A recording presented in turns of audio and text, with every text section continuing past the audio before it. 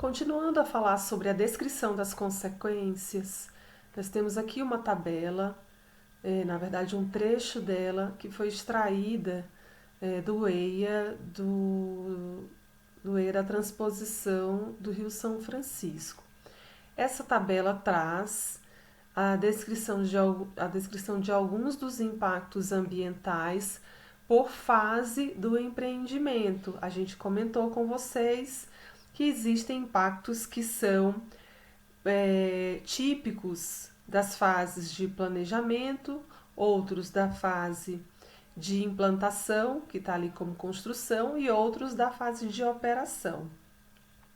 Vejam que a descrição dessas consequências ou dos impactos ambientais, eles têm um nível de detalhamento que nos permite compreender de que maneira aquela condição ambiental, de que maneira aquela qualidade ambiental foi alterada durante planejamento, construção e operação daquele empreendimento, né? Então, por exemplo, a gente tem ali perda de terras potencialmente agricultáveis durante a fase de construção. Você tem geração de empregos e renda durante a fase de implantação. Temos também aumento da oferta e garantia hídrica lá na fase de operação. Então vejam, aqui é um bom exemplo em que os impactos estão descritos da maneira que com o grau de detalhamento que é necessário. Concluindo, a identificação de impactos faz-se por aproximações sucessivas e os enunciados que nós podemos configurar como sendo as nossas hipóteses podem ser revistos pela equipe e devem a cada vez que houver uma nova evidência sobre a natureza de cada impacto ou a cada nova informação sobre o diagnóstico ambiental. Então, impactos que são levantados lá naquela fase bem preliminar do EIA, onde você tem identificação preliminar dos impactos, ela não é uma listagem definitiva. Ela pode e deve sofrer, por meio de avaliações, sofrer ajustes e modificações, né, de maneira a se tornar de maneira que esses impactos sejam previstos de maneira cada vez mais precisa e dessa maneira isso orientar adequadamente o plano de gestão ambiental daquele empreendimento. Um tema que convém falarmos aqui é a respeito dos impactos cumulativos. Vamos primeiro dar o conceito sobre eles, né, do que seria impactos cumulativos. São aqueles, como o próprio nome diz, se acumulam no tempo e no espaço, resultando de uma combinação de efeitos decorrentes de uma ou diversas ações coletivamente significativas. Bom, existem determinados impactos que são considerados insignificantes, se forem considerados isoladamente. Por exemplo, se a gente estiver falando da emissão de esgoto de uma residência ou a retirada da mata ciliar em um trecho de um corpo aquático por um pequeno produtor, ou ainda a implantação de um estabelecimento comercial numa região litorânea.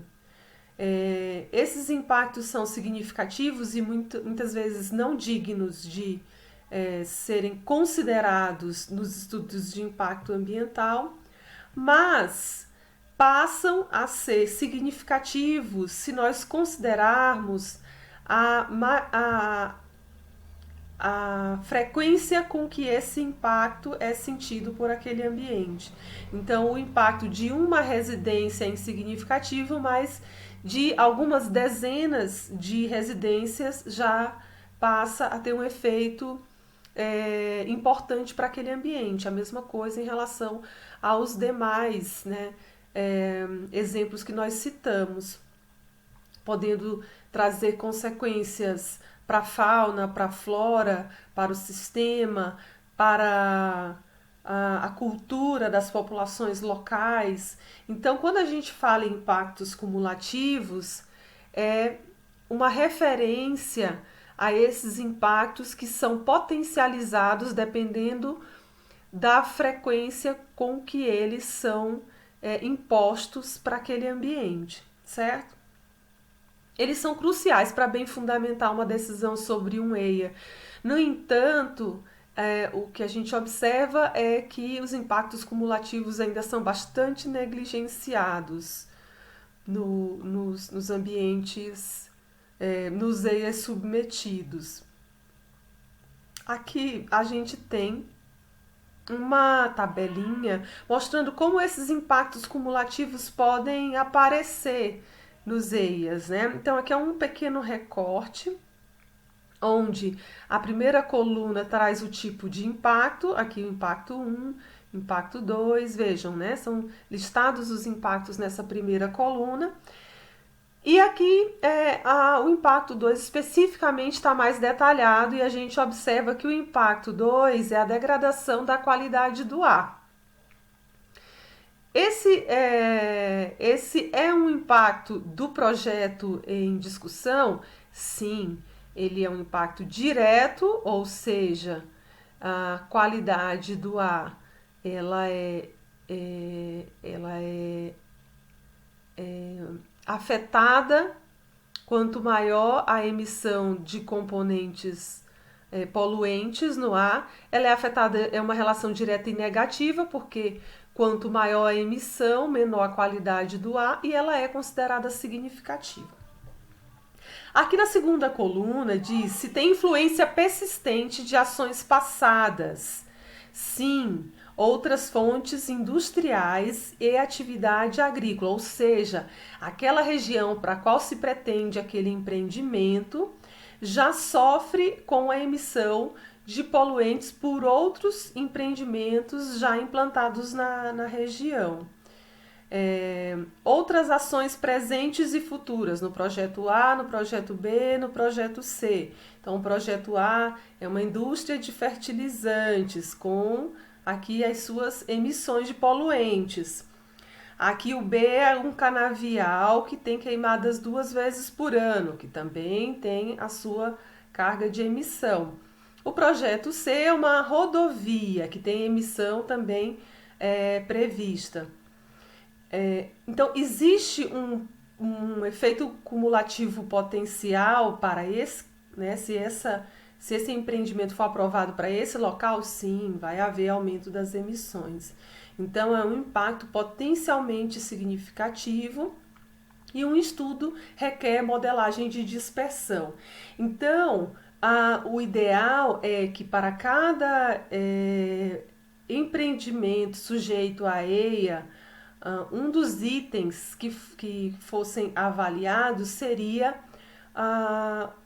se esses impactos elencados para esse empreendimento não têm potencial de se somarem a impactos de outros empreendimentos já vigentes naquela região, de maneira a potencializar impactos que são reconhecidamente insignificantes, né? E que por conta da frequência eles podem se tornar significativos.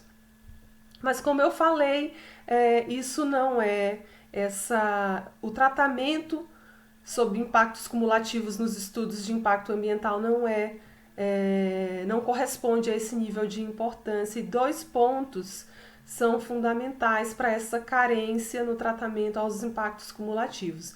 Um seria a dificuldade de obter informações sobre outros projetos presentes e futuros, porque muitas das vezes essas informações estão restritas aos órgãos ambientais e muitas das vezes o proponente, juntamente com a sua equipe de consultores, não tem acesso a todas as informações para que ele possa levar em consideração quando construindo o seu próprio estudo de impacto.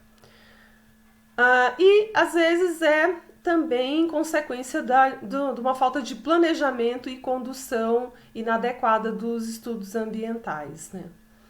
Então, por essas duas razões, os impactos cumulativos não têm recebido a devida importância, muito embora o potencial de danos ao ambiente seja significativo. Agora nós passamos a uma parte muito importante da disciplina, que é a escolha de ferramentas para a identificação e a avaliação dos impactos ambientais. A escolha das ferramentas tem a importância de induzir ou deduzir quais serão as consequências de uma determinada ação sobre o meio ambiente através do conhecimento acumulado e sistematizado sobre empreendimentos aprovados e operando naquele setor, analogia com esses empreendimentos e também a colaboração da equipe multidisciplinar bem embasada, né, competente e que tem amplo conhecimento sobre propostas nessa área que o projeto está sendo submetido. Então, a escolha da ferramenta é fundamental, né? Nós vamos falar sobre algumas delas. As principais seriam listas de verificação, as matrizes, os diagramas de interação e a sobreposição de mapas temáticos. As listas de verificação são também chamadas de checklists. São instrumentos muito práticos, né, e fáceis de usar.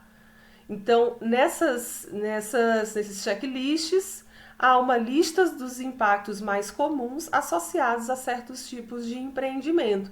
Então, alguns empreendimentos com impactos já reconhecidos, né, por iniciativas de particulares ou por órgãos ambientais, esses checklists são preparados e eles auxiliam na orientação de futuros estudos ambientais para aquele setor. Então, alguns checklists indicam os impactos e outros indicam os elementos ou fatores ambientais potencialmente afetados por determinados tipos de projeto. Ou seja, em algumas listas nós vamos verificar elencados os aspectos e os efeitos, ou seja, os mecanismos através dos quais as ações ambientais, as interferências antrópicas, as ações antrópicas no ambiente vão causar impactos. Então, certas vezes as listas trazem os impactos, que são as consequências das ações antrópicas, ou eles podem também trazer aspectos e efeitos, que são os mecanismos através dos quais essas ações antrópicas causam os impactos. Vale ressaltar aqui, relembrar a diferença entre aspecto e efeito, né? Aspecto é o mecanismo através do qual uma ação humana vai causar um impacto, enquanto que o efeito é a alteração de um processo natural ou social decorrente de uma ação humana. Então, aqui a gente está se referindo a um mecanismo pontual que é afetado por meio de uma ação antrópica, por uma interferência antrópica. E o efeito é a alteração de um processo, algo muito mais complexo que vai demandar uma rede de implicações, de alterações, causando muitas das vezes impactos múltiplos, né? Já que é um processo que é afetado, as consequências da perturbação de um processo geram impactos diversos. Estão disponíveis em literatura técnica ou em guias divulgados por órgãos ambientais, e essas listas são bastante genéricas, elas descrevem impactos por categoria de projeto e não por projetos individuais, então é preciso adaptá-las ao projeto em questão. Elas são usadas de maneira orientadora, mas depois elas precisam ser adaptadas ao projeto em particular.